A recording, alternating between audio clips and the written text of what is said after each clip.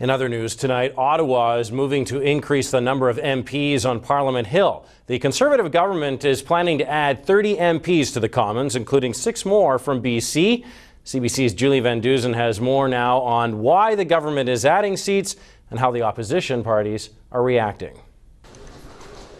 The House of Commons is slated for a massive makeover. The government plans to add 30 more seats to better reflect the growing populations of some provinces. Our government received a strong mandate to move towards fair representation in the House of Commons. Democratic Reform Minister Tim Uppal made the announcement in Brampton West, Ontario, the most populous riding in the country with 170,000 residents.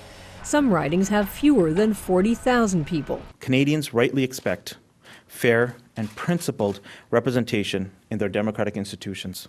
There are currently 308 seats in the House of Commons. The legislation would add 30 seats. Ontario would get 15 more seats, 6 more for Alberta, 6 more for BC, and 3 more for Quebec.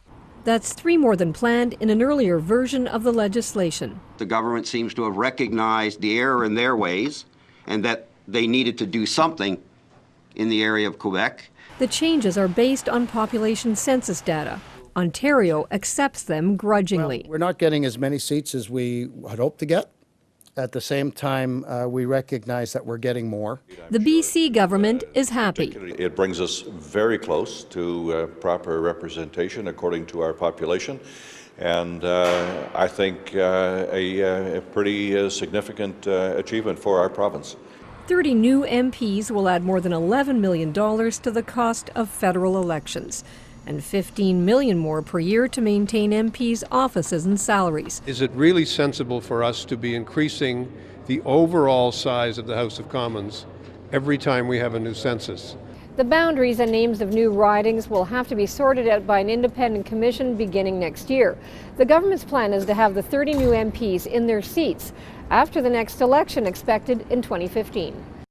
And that leads us to tonight's checkpoint question. Did BC get its fair share in the Tories House of Commons seat increase?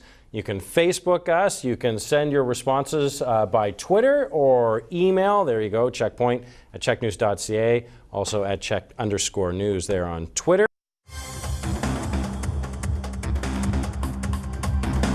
Now, the federal government's plan to add 30 MPs to the House of Commons comes with a price tag. The government says it will add $11 million to the cost of an election and says the new MPs will cost almost $15 million a year.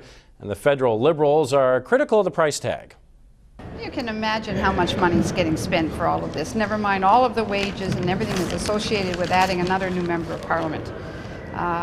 Frankly, I'll gladly assume more workload. That's what Canadians probably in this particular time of restraint would expect us to do. Now that leads us to tonight's checkpoint question. Did BC get a fair share in the Tories House of Commons seat increase? Here's what people on the street had to say about it. Well, I think with the additional seats that we now have, I think it's definitely a step in the right direction, and a stronger voice in the West, I think, makes for a stronger Canada. Well, it's certainly a start. I think that any progress is obviously good progress, as cliche as that sounds, but it's good to see some diversification in the House of Commons, absolutely. Well, I'm not unhappy with what has been done with the 6 new seats. I feel that we are well represented in Ottawa, but I think the power of BC really comes from its economic growth and not from what happens really too much in Ottawa these days. I think it's more than enough. In fact, what we have is quite adequate in that the more seats, the more money out of the taxpayer's pocket. Also, we got a lot of people contacting us through email, Facebook, and Twitter. Here's some of your responses. Should have been less. More politicians is not what this world needs. Also coming through, Michelle saying, I think it's fair. Canadians have been asking for more representation for years. Now they have it. No, in these economic times, we need fewer politicians in Ottawa and even less in the provincial legislature. That's from Fred.